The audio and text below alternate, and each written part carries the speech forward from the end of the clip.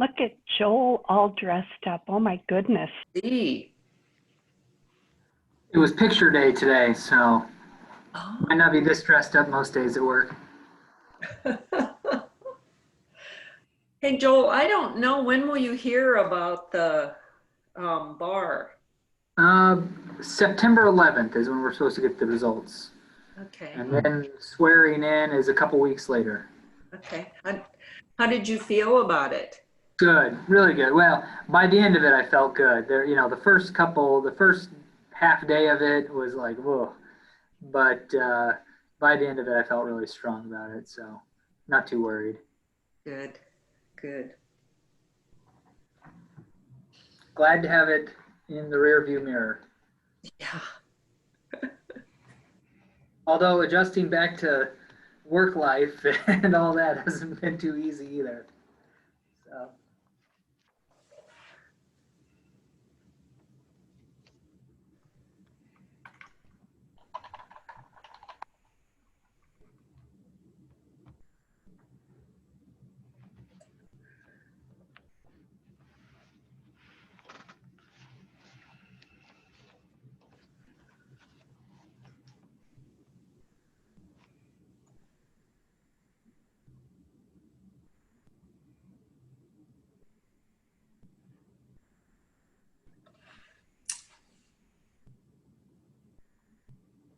I see that it's 3:30.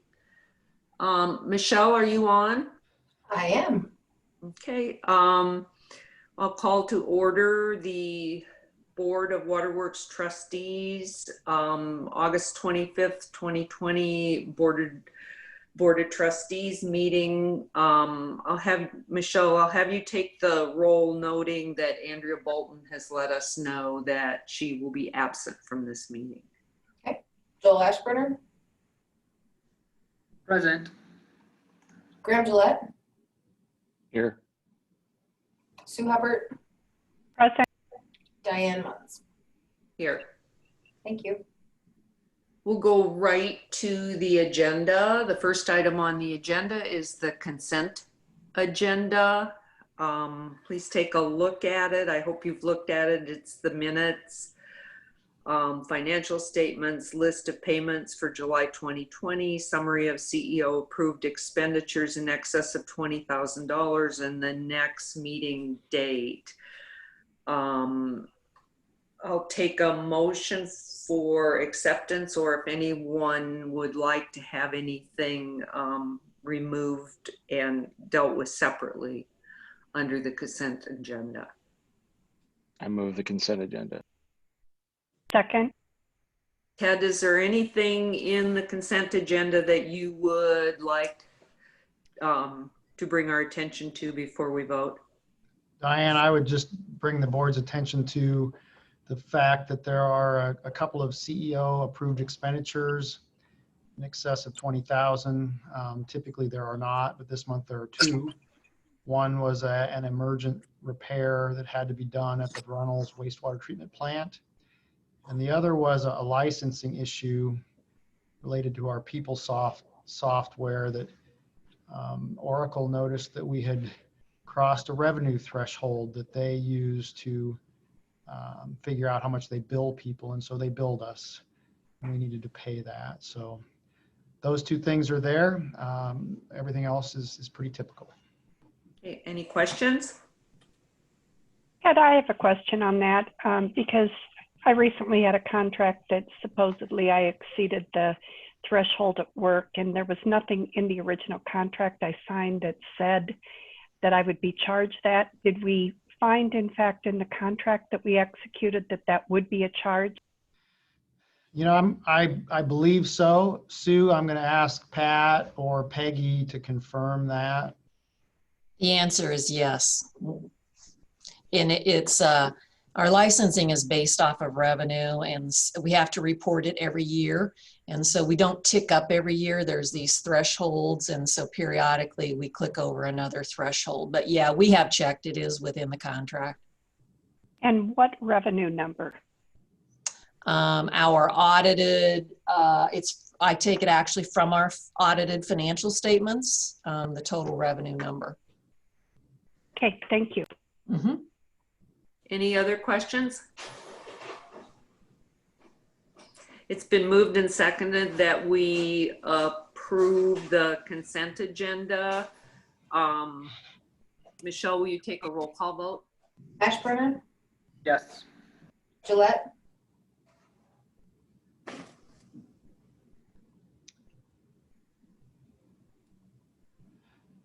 Graham, we didn't, oh, there he goes. A visual yes. got Okay, it. thumbs up. Hubbard, Yes, Muns. Yes. Thank you.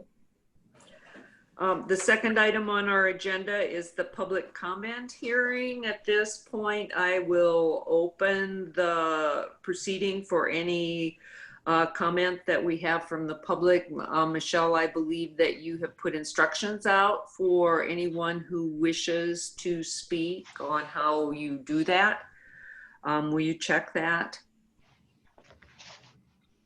If anybody's interested in doing a public comment, use the raise hand feature at the bottom of the participant screen. I don't show any hands raised at this time. All right. With that, we'll close the public comment period and move into action items.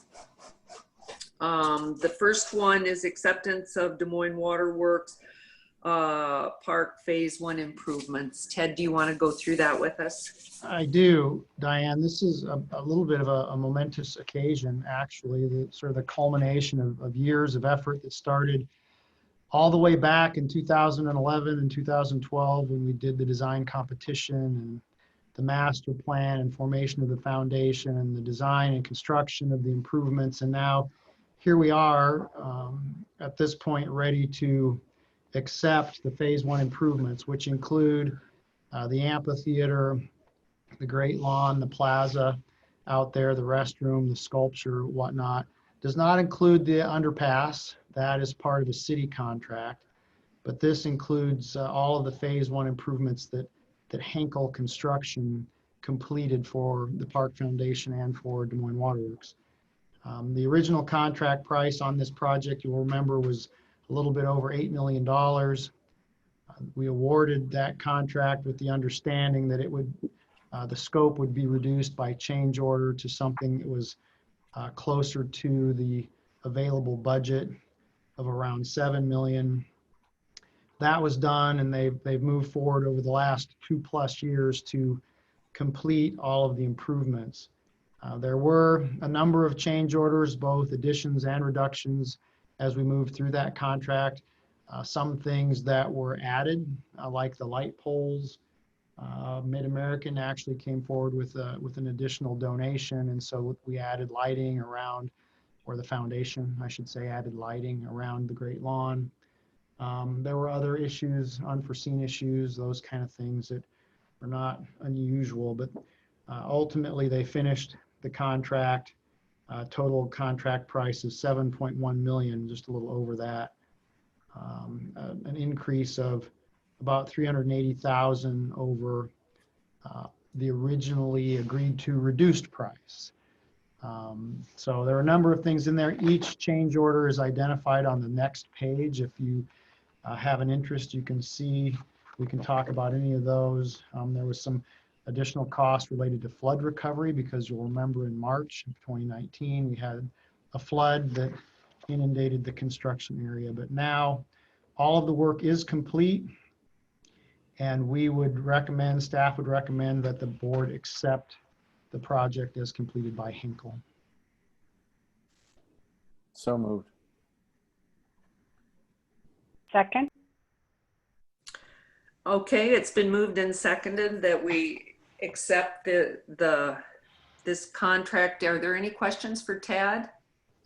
No, but I'd like to make a comment. I mean, I think it's important that we pause here for a moment to reflect on what has happened and what Ted said. I mean, over many years, and it took many people's involvement to pull this off. And it's something that Des Moines should be very proud of. You know, because of a group of people's willingness to form a private foundation and to go out and raise money and spend a lot of time and effort thinking about what was needed and what's best for Des Moines. Something really remarkable happened at Des Moines Waterworks Park and continues to happen at Des Moines Waterworks Park. It was a great place before a dollar was spent, but here, with these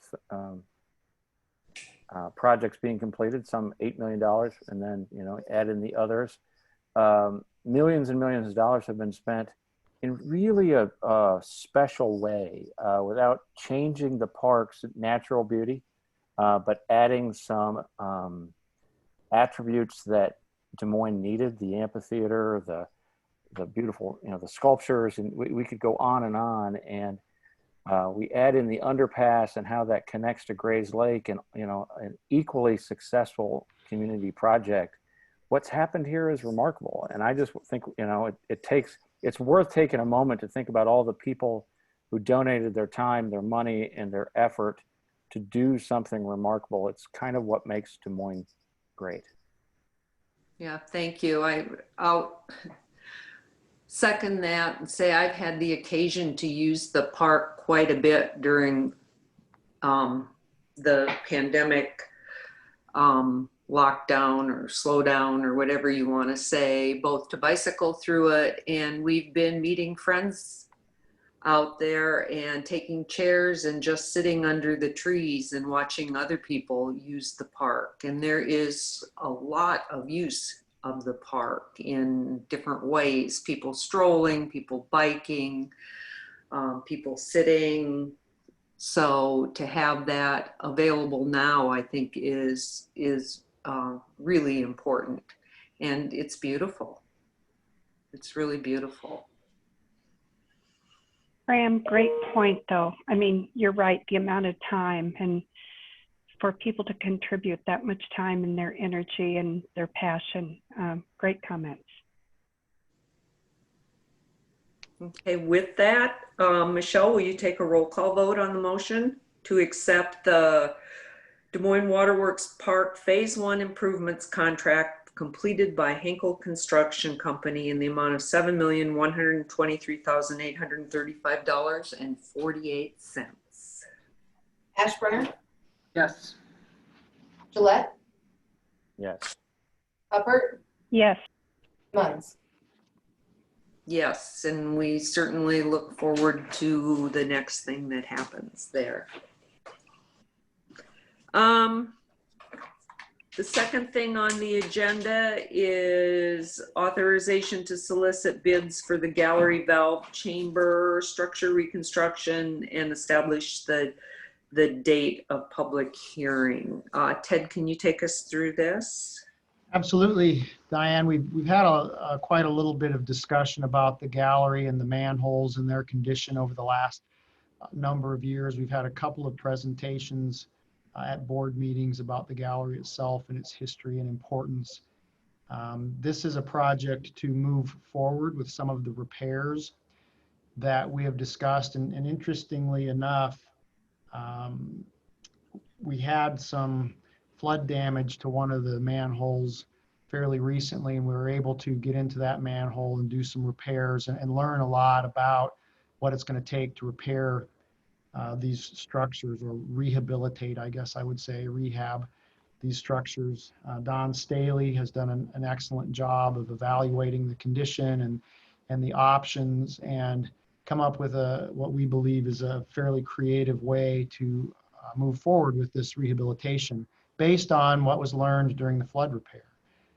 We had about $400,000 budgeted for this year, thinking we were going to do 3 or 4 rehabilitations of the structures in the park. But based on what we learned and the plan that Don is putting together, we're thinking that we may be able to do more than that. And so you will see here that engineering, Mike and his group have put together a bid package that includes a base bid, which is the original 3 valve chambers we want to be sure and hit, valve chambers 4, 5, and 7, and then 2 alternates. We want to try to maximize the funds we have available this year and try to rehabilitate the largest number of structures. So they've kind of packaged them together in 3 groups based on the exact type of rehab that needs to be done. We'll bid this out. Our intention is to bid it with the alternates, and then we will hopefully award the base and one or both alternates depending on where those bids come in. So we're hopeful that we can get the biggest bang for our buck here, and we would recommend that the board authorize staff to bid the project. Thank you. Can I have a motion to authorize staff to solicit bids for the valve chamber reconstruction and establish the public hearing as the date of the October 2020 board meeting? And also add, please, direct publication as provided by law. Thank you. And direct publication as provided by law. So moved. Second. Are there any questions for Ted about this project? Hearing none, Michelle, please take the roll call vote. Ashburner, Yes. Gillette, Yes. Huppert, Yes. Munns. Yes. Thank you. Item 3C, authorization to reimburse the city of Des Moines for water main relocations for 6th Avenue streetscape from university to college. Ted? The city of Des Moines is going to be doing a streetscape project on 6th Avenue from University to College. And as part of that work, we need to alter the existing water main in 10 locations and replace 3 hydrants that are in conflict with their proposed plan. We will include this work in the city's contract, and the work has actually been included in the city's contract. It's been bid, and based on the bid prices, we will reimburse the city $243,000 for those 10 alterations and 3 hydrant relocations or replacements. So fairly straightforward project. We would ask that the board authorize staff to reimburse the city once this work is done under their contract. Thank you. Can we have a motion to authorize the staff to reimburse the city for this project? So moved. Second.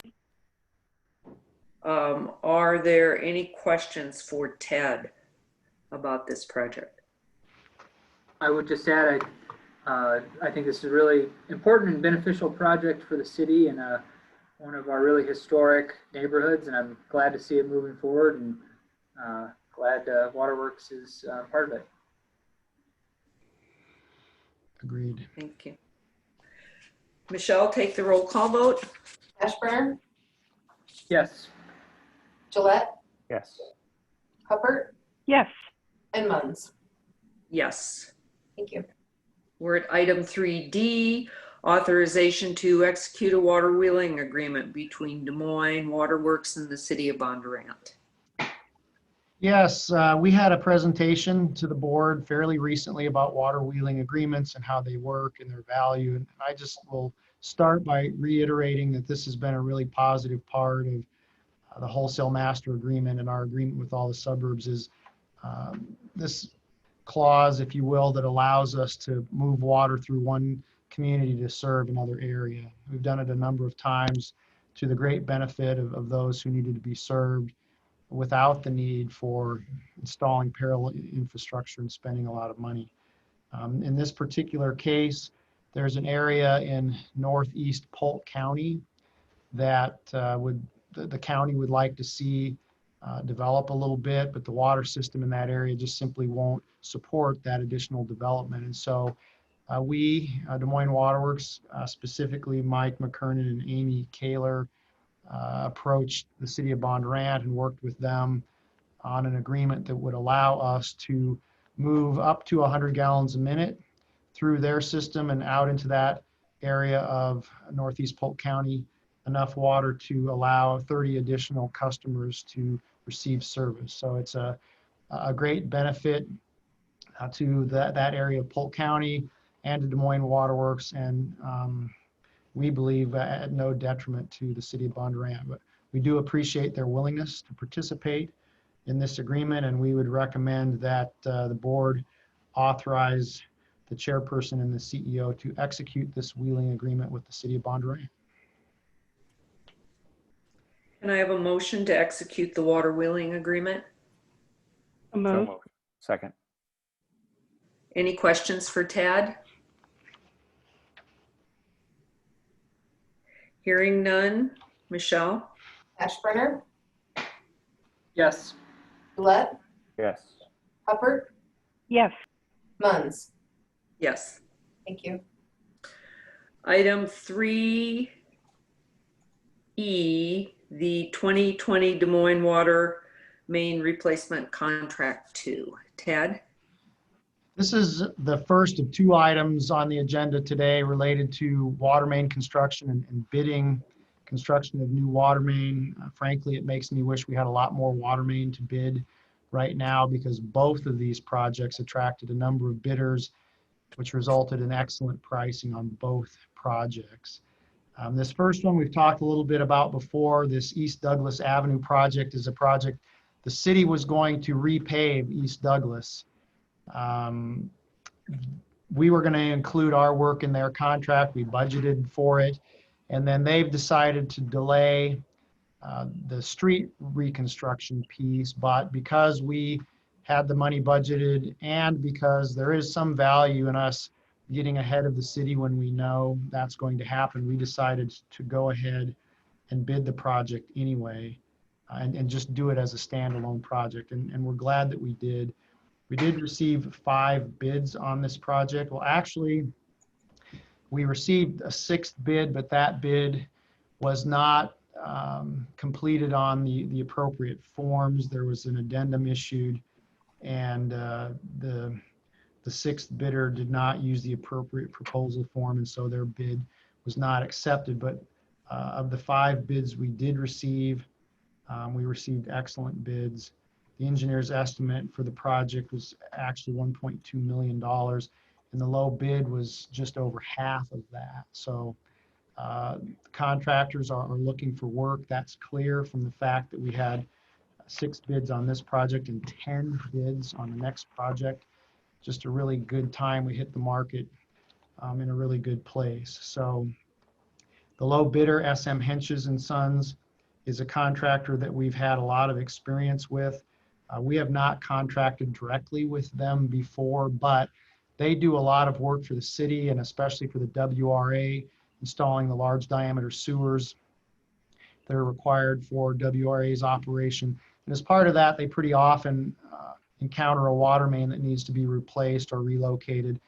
They've done significant water main work under those contracts, and we're very confident that they can do the work, and that they can do the work for what they say they can do the work for. So we would recommend that the board award this project to SM Henches. And Diane, this is a public hearing, as I'm sure you know. I'm ready. So at this point, I will open the public hearing for comments from the public concerning the project's form of contract, plans, and specifications. And I will just comment, Diane, that we have received no written or oral comments directly to the staff. And estimated cost. And estimated cost. Michelle, would you once again remind people how they may make comment during this period? Yep. As is posted in the chat, click the participants button at the bottom of the screen. In that participants pane, you'll click the raise hand button. If you raise your hand, you will pop up in the participants panel for me to select you, and you'll be chosen in the order that you raise your hand.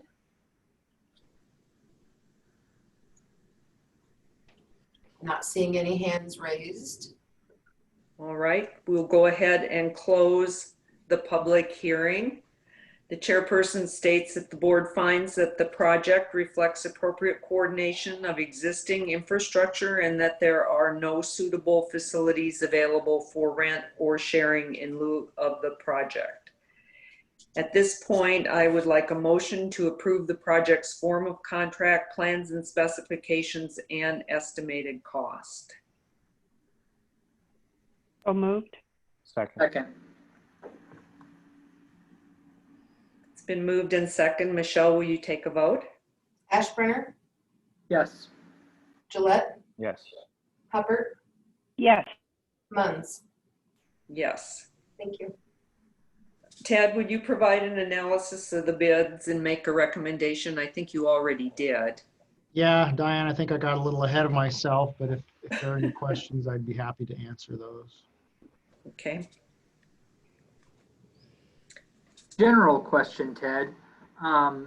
You mentioned that contractors are looking for work these days. I mean, do you think this is indicative of a larger trend? Are we expecting some favorable bidding environment moving forward? And, you know, what do we, I don't know, is that something to think about in our upcoming budget season?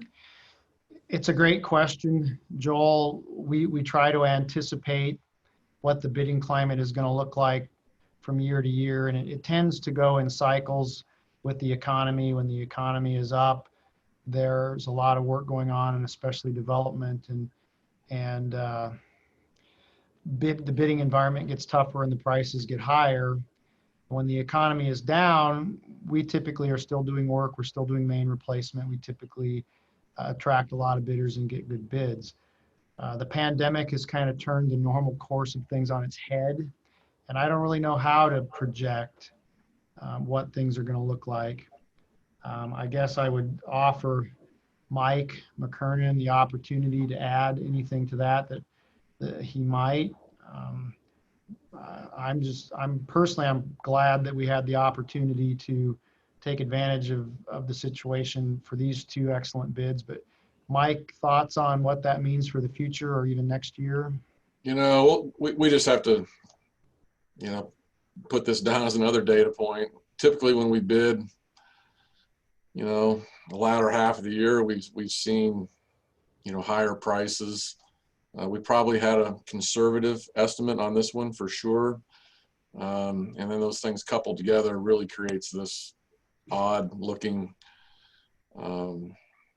arrangement. The bids are collected. That's a positive thing for us to recognize. But moving forward, you know, we'll just keep looking at our historical unit costs and trying to do the best we can to estimate and project.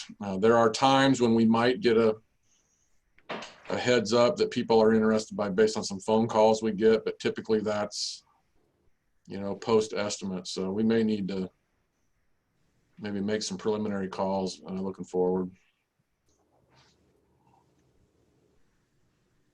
Okay, can I have a motion to award the 2020 Des Moines Waterworks replacement contract to East Douglas Avenue to SM, how do you pronounce this last name? Henches. Henches and Sons, Inc. in the amount of $632,839.55 and authorize the chairperson and CEO and general manager to execute the contract. So moved. Second. Second. Michelle? Ashburner, Yes.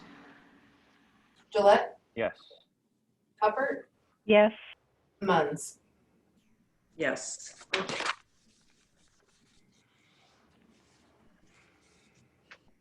This next item, Highway G14 feeder main. Ted? Yeah, Item Diane, 3. this is sort of the continuation of a project that we started with Norwalk, Clive, and West Des Moines in 2017. We built a booster station and a transmission line that brings water from the McMullen plant south through Maffett Reservoir Park and then across the interstate into the city of Cumming. That project was completed earlier this year, and all three of the communities, Norwalk and Cumming at this point especially, are benefiting from that project already. This is a continuation of that project where we will construct transmission line from what I would consider old Cumming, downtown Cumming, kind of the western part of the city of Cumming to the east into the city of Norwalk so that they can take even more advantage of the pumping station and the capacity that they've developed there to the west of their community. A good project, a great example of our partnering with one of our wholesale customers entirely for the benefit of the city of Norwalk, and they will be paying the costs. And I will pause there and analyze the bids when I'm supposed to later on in the public hearing process. Okay. With that, we'll open the public hearing for comments from the public concerning the project's formal contract, plans and specification, and estimated costs.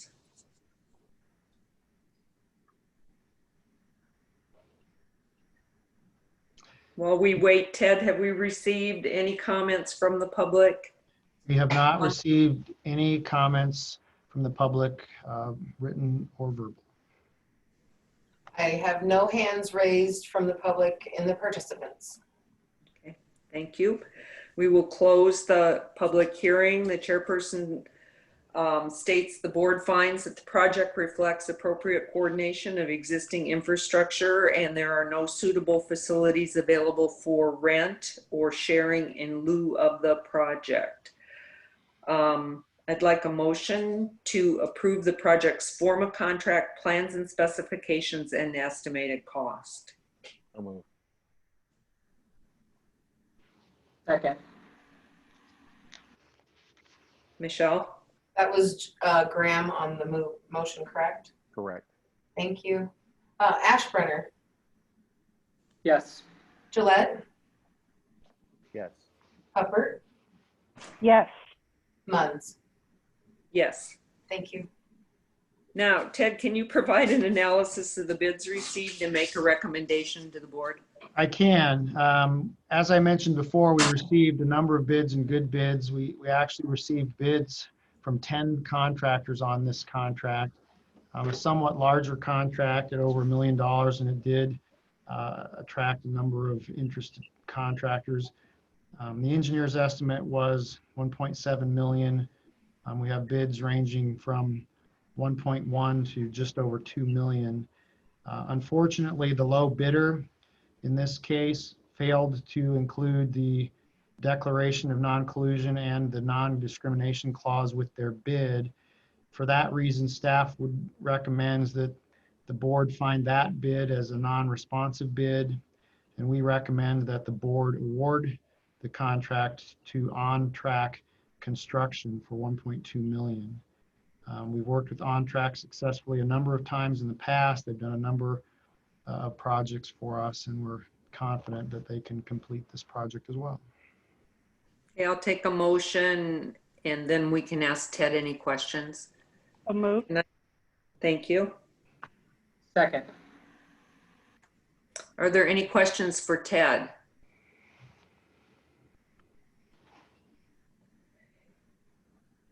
Hearing none, it has been moved and seconded that the board award the Highway G14 feeder main contract to On Track Construction LLC in the amount of $1,264,264. And we ask that we authorize the chairperson and CEO to execute the contract. Michelle, take the roll. Ashbrenner, Yes. Gillette, Yes. Hubbard, Yes. Munns. Yes. Thank you. The next agenda item is 3G, the CEO and General Manager Employment Agreement. I will I'll address this agenda item when we hired Ted. Graham and I were given the responsibility to work with Ted to come up with an acceptable employment contract that would be brought before the board. We are getting very close. We have had several meetings and meeting with Ted, and I think that we are very near completion. When we are, I think we will ask for a special meeting of the board to get that completed. So that's the status of the employment agreement. Are there any questions about where we are in this process? Okay, as I said, we'll try to get that done as soon as possible. The next item on the agenda is the COVID-19 response that we have recently had on every one of our agendas. So Ted, take it away. Yeah, Diane, not a huge amount of additional information to report here. As I said last month, the pace of change has slowed quite a bit. We've kind of settled into a scheme here in terms of who's working from home and who's reporting from where, and how we're conducting our business. The office has been open for a couple of months now. That's going very well. I will say that traffic in the office, as you can see, Amy always fills out the customer service piece of this for me. And you can see in her comments there that we're still only seeing about 70 customers a day, which is down considerably from what we would have seen typically prior to the pandemic. We are working through our normal collection processes. We have increased the amount of delinquency required before service is terminated, so that has reduced the number of terminations, but we are working pretty much through our normal collection processes. That has not created significant hardship that we're aware of, and so things are moving along nicely. We still have some temporary employment practices in place related to the pandemic. Some of them required. The emergency FMLA and emergency paid sick leave policies are required by the CARES Act. And then just a number of other things related to working from home and taking vehicles home and travel and return to work after illness and all of those things. And those are detailed in the attached temporary employment policy agreement. Really haven't changed a lot in the last month. We continue to monitor the situation locally here in Des Moines. Thank you to Sue for putting me in contact with the individual at Des Moines University who has created their dashboard and is very engaged in kind of tracking what's going on in the community and helped us identify some additional resources that we could use to just kind of keep an eye on things. But I will say, I talked to a number of employees. I know Bill and Jeannie are on the call, and I know they talk to employees on a regular basis just about whether they feel safe and comfortable and are confident in their work environment. And I think that employees are feeling reasonably safe and secure. We have had a couple of employees who've tested positive now. The silver lining there, if there is a silver lining to an employee testing positive, is that we're not aware that any of those employees have transmitted the virus to another employee at work. And so I think that's a bit of a testament to the policies that we have in place to help protect our employees. The big key there is we don't want large groups of employees to get sick at the same time, so that we're, without our control center operators or without our distribution maintenance folks or without our finance folks or whatever the case may be. So we're really trying to prevent spread within the building or within the community, the Waterworks family here, and that seems to be working. Not a lot of additional expense in the last month. The total of additional expenses now stands at about $961,000. I talked to finance last week, and the next step here is to enter our claim into FEMA's grant portal. That's the next step in the FEMA reimbursement process, and we're hoping to have that done here by the end of August. So we'll keep you posted on how that goes and whether we think we need to take additional steps there, but we remain hopeful that FEMA will provide some sort of reimbursement for our additional costs. That's the update. I'd be happy to answer any questions, and if there aren't questions, then again, we would just ask that the board ratify our plan as stated. Can I have a motion for ratification of the COVID-19 emergency action plan in a second? And then if we have any questions, we'll take them at that time. So moved. Second. Second. Okay, questions for Ted about our response or anything that's in the Yeah, report? just a compliment to you, and it takes the entire staff, I know, to implement this, but I think we are very fortunate when you start to hear about large groups of people assembling and what's happening. It makes me very pleased that we have this process in place, and that, you know, the main thing we're concerned about is the safety of our employees, as well as the public that comes in, you know, for the service that they need. So I heard you say that Jeannie is on. I'm just wondering if there is anyone from the union that would want to share with us the feeling from the union. Bill, I'll let you answer that if you want to. If you're still there. I myself, Sue, don't have anything to add. I think we're doing a great job. And as employees bring concerns to us, we bring them to Ted, and they're usually addressed pretty quickly. We appreciate it. Thanks, Jeannie. Yep. Yeah, Jeannie, I'd just like to say too, I think things are going good, and we haven't had a high number, and when we do have someone, they deal with it quickly. So I think everyone feels pretty good. Ted, I have a question, and it relates to school. I know we've been, and your employees who have school-age children, everybody's been back and forth that they're going back to school, they're not going back to school. It looks like, I think, that they'll be going back remotely. Have you had any questions about employees trying to deal with childcare and that kind of thing?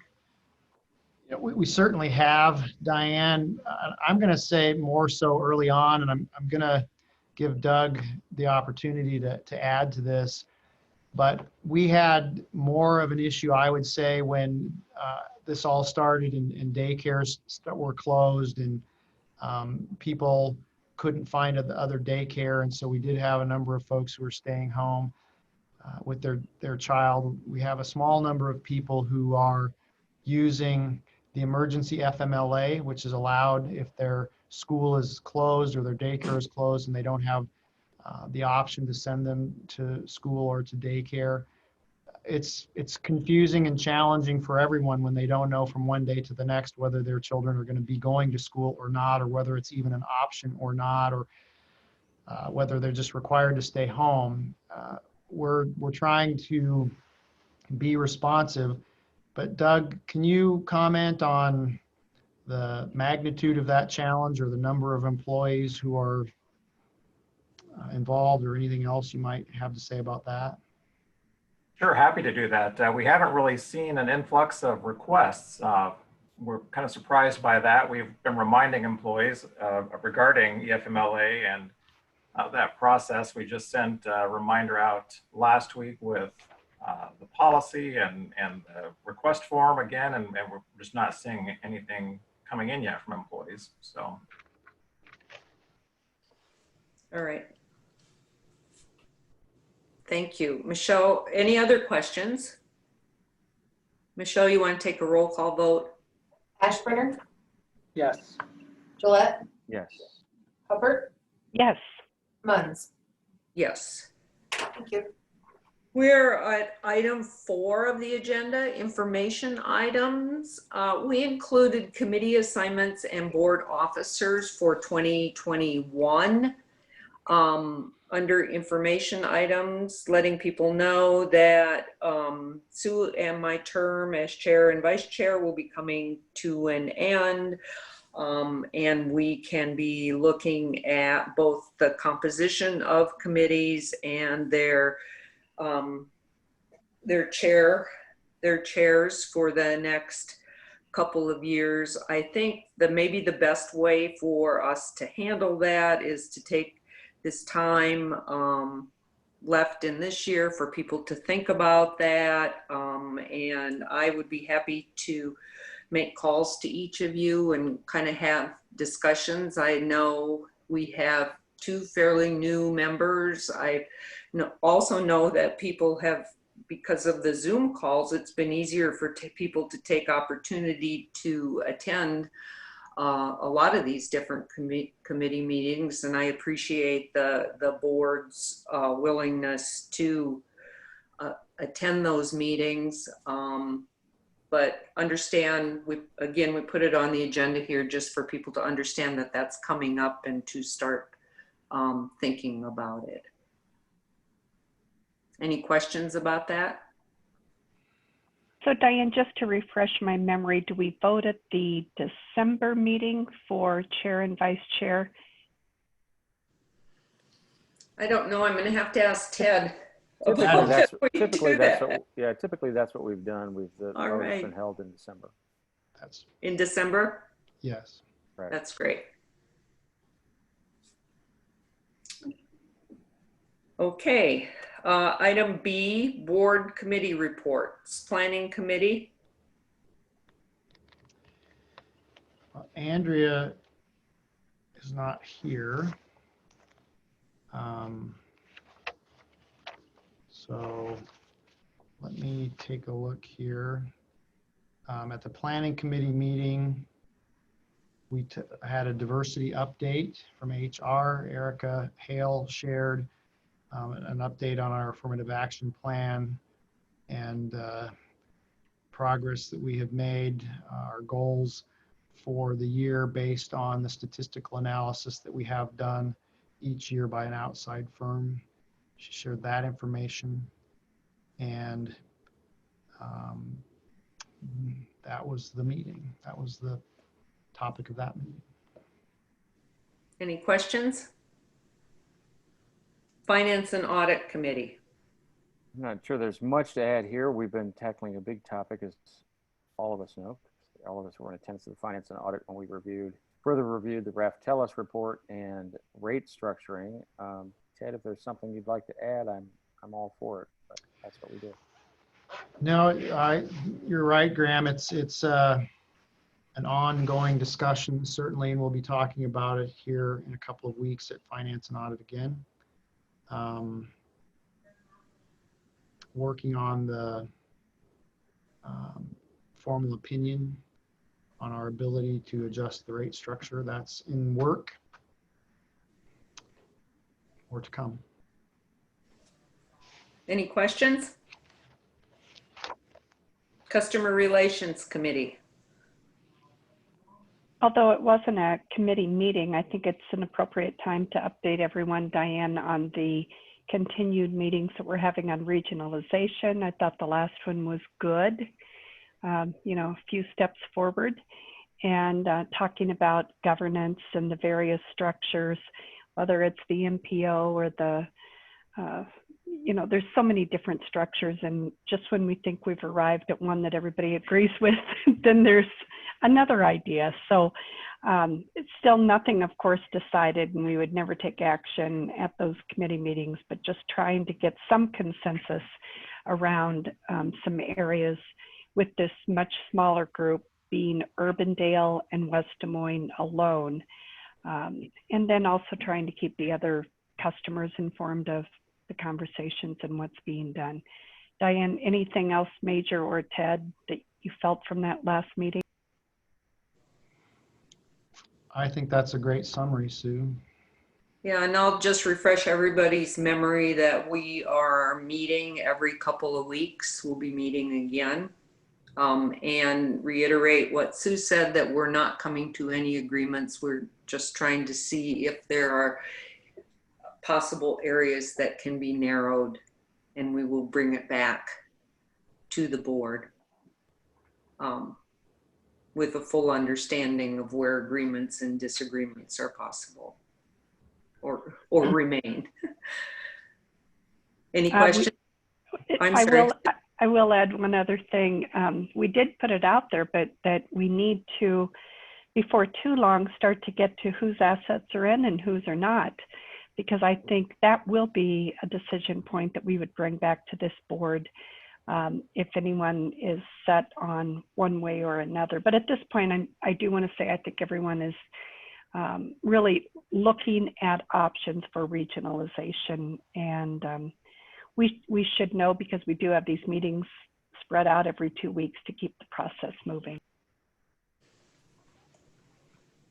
But we also understand, and I think we also are going to be discussing a timeline to bring this to some kind of closure, understanding that we need to be making some decisions.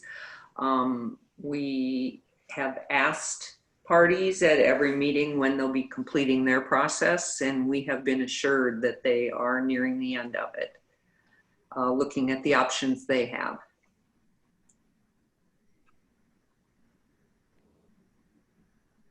Graham, Billstone Memorial Committee? I don't have anything to really report there, other than I think I told you guys at the last meeting, the committee has begun meeting again. We took a pause during the pandemic, and there was actually a group that kind of did a site visit again last week to kind of begin rethinking plans and thinking about plans. So look for something from that committee in the near future. Thank you. The Greater Des Moines Botanical Garden Board.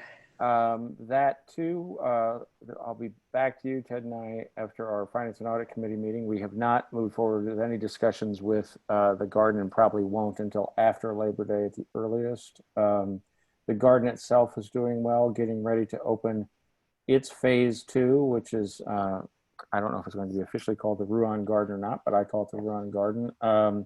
That grand opening is being planned. It was going to happen in the next couple of weeks, but again, they've pushed that back a little bit because of COVID. But that's all good news from the garden. Thank you. And anything further from the Des Moines Waterworks Park Foundation Board? You know, in Andrea's absence, I will offer that the Park Foundation is planning an event that they're calling the Fall Flight, which is a week-long event, mostly virtual, where they're partnering with different groups to offer people the opportunity to learn about the park and the things related to the park, the wildlife, etc. And then that will culminate with the egg hunt, the extraordinary egg hunt that they've done the last couple of years. It's been very popular. That obviously will be an event in the park, but there will be, historically, they've sort of aligned that with a trash pickup and asked people to pick up trash and bring it back to a central location. And they're not going to do those things. They're going to try to do it in a very sensitive way, or a pandemic appropriate way. So that's coming up here later in the summer. Mike, other things that you would want to add to the Park Foundation update? Just that week, that Fall Flight, that begins next Monday, and it'll be, some of it's going to be significant. You're going to see some visual things. They're talking about hanging some signs on the light poles, some stickers on roadways, and probably some small signs promoting the different events they've got slated there. There's optimism that the Ruan connector will open potentially later this week. The contractor involved on that, not our contract, but they're finalizing the lighting there, and hopefully at that point they can do a kind of a quiet open of the connector. Yeah, I think that's enough of an update. I sent an email to the board just moments ago, kind of summarizing those events of next week. You can kind of see a calendar of that. That's all I can add there, Ted. Thank you. Questions? Thank you. I was going to ask about the connector because I've been down there, as I said, quite a bit. I see some people sneaking through there, but not me. Yeah, well, we appreciate you obeying the barricades. Diane, that'd be really embarrassing. Board chair for Des Moines Waterworks sneaking Don't get through. hurt going through there. I've been tempted, but I have not done it. So It's so close. I know, I know. Yeah, I really look forward to that. That will be a fabulous addition. Okay, staff updates, floor drive maintenance. Yes, we had been asked some time ago to provide a quarterly update, and we got a little off cycle with those because of some vacations and things. But Jessica is here today to provide a quick update on how things are going with our contracted maintenance on Fluor Drive. So far, maintenance is really going well. It's been a pretty positive transition this season. I'm gonna bring up a photo. The contractor, I'll do it, started their maintenance in March with spring cleanup in the medians, and then in middle of May we had the summer annual installation, and this is the picture I'm showing you right now. It took place on a Saturday, started early in the morning around 6:30, and I was on site as well as my gardener, Carrie Wolf, that designed the tips this summer. She was on site. We started down in front of the park. We walked them through, laid out the first tip for them to see how things were laid out, where the position of the plantings were, and then we watched them do a couple more as they proceeded south and let them take it from there. It was a really successful day. They really had no issues and finished up about 4 or 5 o'clock that Saturday. They were tired, but all in all went well. And since then they've been doing their weekly maintenance, which includes, they do weekly checks in the medians. They do spot weeding, check for any trash, any other issues going on, report it back to me. I speak with them weekly, sometimes multiple times a week. I check in with them at the beginning of every week to see what their watering schedule is, what they're thinking when they're going to be out there. So far, it's going really well. Watering has been quite the task for them this summer. With abnormal dry conditions, they've been watering quite a bit. And so that's taken a lot of their time, but we're working through it. They started out watering several times a week. Now we're kind of 3 times a week. I'm trying to scale them back, but when you have 90+ degree heat, they're out there a couple times this week. But we are gearing up for our fall display, which is going in September 12th. And I plan to be on site that day. They're going to be doing the mums, ornamental cabbage, and Swiss chard will go in. So you'll see this. This is a beautiful picture I took in July. These plantings will be pulled out, the tips will be tilled, and then they'll install the fall material. Really no issues. We've had no real negative comments from the public. Things have been going really well. The contractor's very happy with how things are going. When they're out there, they are pulling into the turn lane and coning off their vehicle, and then walking in their medians, doing their spot weeding, doing their trash checks, applying any chemicals that need to be, spot spraying Roundup. We do a monthly pre-emergent to control the weeds. And all in all, you know, traffic is able to flow when they're out there during the weekdays, and really had no issues with that. And if they do have a main project coming up, whether it's plantings or large weeding, they're doing that type of stuff on the weekends when there's less traffic out in the medians. So with them being out there, it's given my staff more time to focus in on areas in the park. My staff is obviously taking on the amphitheater maintenance. We've been able to spend time in there tending to a lot of watering and turf maintenance, as well as focusing on some of the other garden areas in the park. So pretty positive overall. Really no negative comments to really speak of. More to come on the medians. I'll be attending, hopefully getting final design here in the next couple weeks from Hershout. They're working towards getting the final design done, so I'm really excited to see that. And we're planning on renovating medians 1 through 3, which are the 3 right in front of Waterworks Park and Grays Lake, as early as spring of 2021. So with that, any questions from anyone? Jess, not a question, but one of the things I was going to cover in my comments was the damage in the park and how cleanup is going. But with you here, it would be so much more appropriate for you to share with the board a couple comments about damage from the storm and how the cleanup is going. So we had quite a bit of extensive damage in the east end, the Arboretum end of the park from the storm. My staff's been working every single day on cleanup. We're getting there. We've got probably 2/3 of the park cleaned up. We still have to go on the north side. Still have a little bit in the east end of the park and a few areas along George Flagg that we haven't gotten to yet, but it'll probably be done by the end of the week. And then we've also been out at a couple of our remote facilities. Wilczynski had a lot of damage. A huge tree fell from the neighbor onto our security fence and dropped a lot of branches. It was a silver maple and a sycamore. Had a big branch that snapped. We've cleaned that up. We also have had some cleanup out at the Hazen Tower as well, but we're getting there.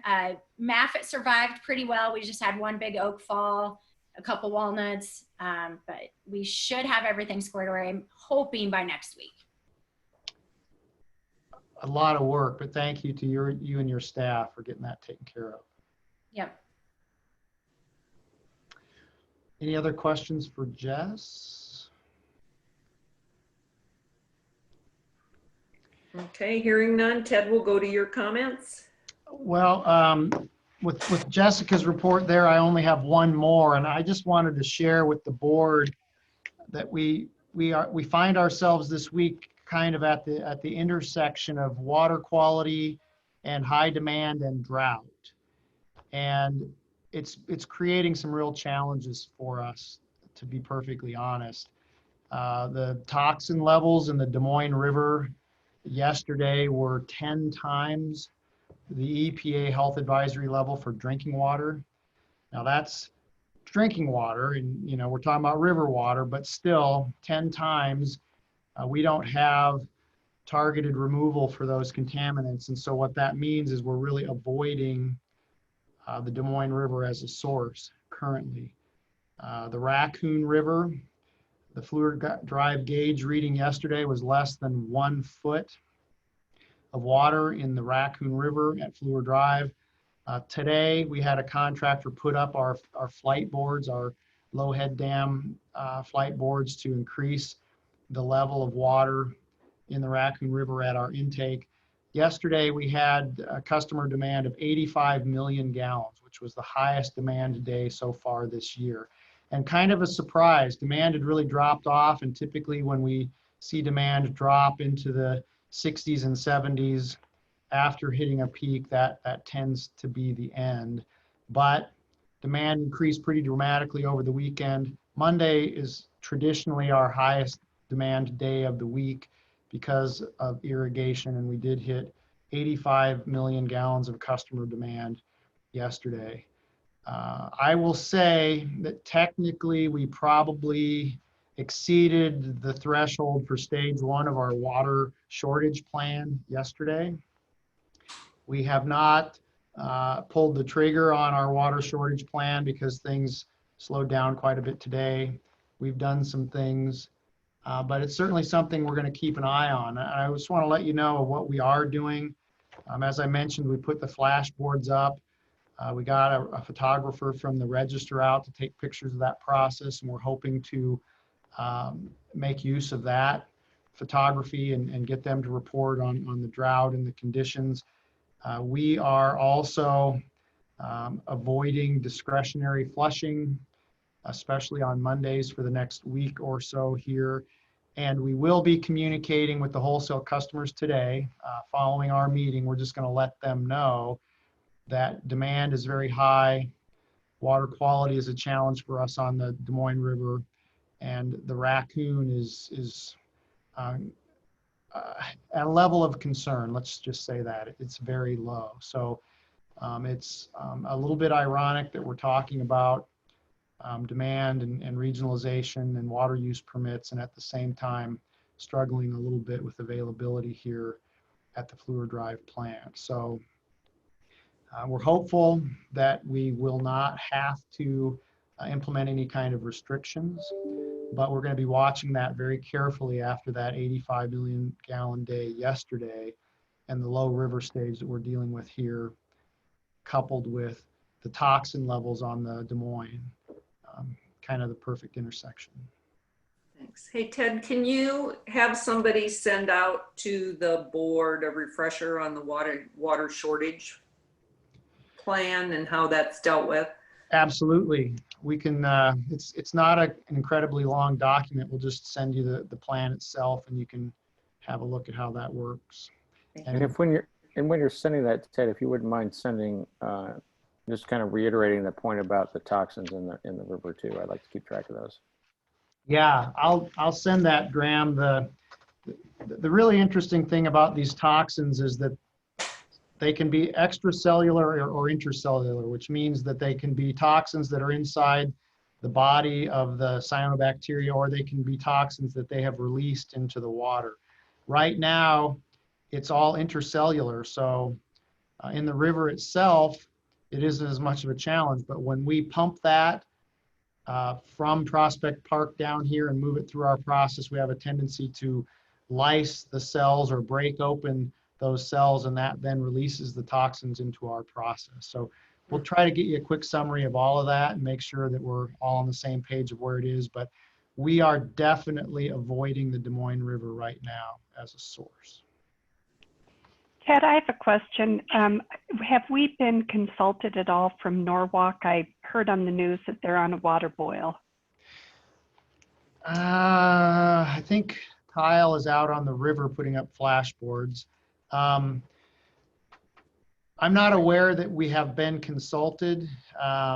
We know that it wasn't an issue with their service from us or their tower level. Oh, there's Kyle. Kyle, did Norwalk communicate with us at all related to their boil advisory? Actually, we found out about it through an email forwarded to us, and so I reached out to them to get more clarification on it, and then was informed that it was a contractor opening up hydrants that caused the issue. We wanted to make sure there was not any communication issues, that we were seeing the correct level of the towers. The tower was near full during the event, so they had plenty of water. It was just, I think, an isolated area, fairly large area, because of opening up too many hydrants at once, depressurizing the system. So they did not reach out to us. We actually reached out to them to get some clarification on what was going on. Thank you. Anything further, Ted? No, Diane, that's what I have today, unless there are other questions. Okay, are there any questions on the information and items, the contract status spreadsheet, or the lien certifications and reversals? Hearing none, I entertain a motion for adjournment. So moved. Okay, we're adjourned. Thanks, everybody. Stay safe. Thank you all. See you later.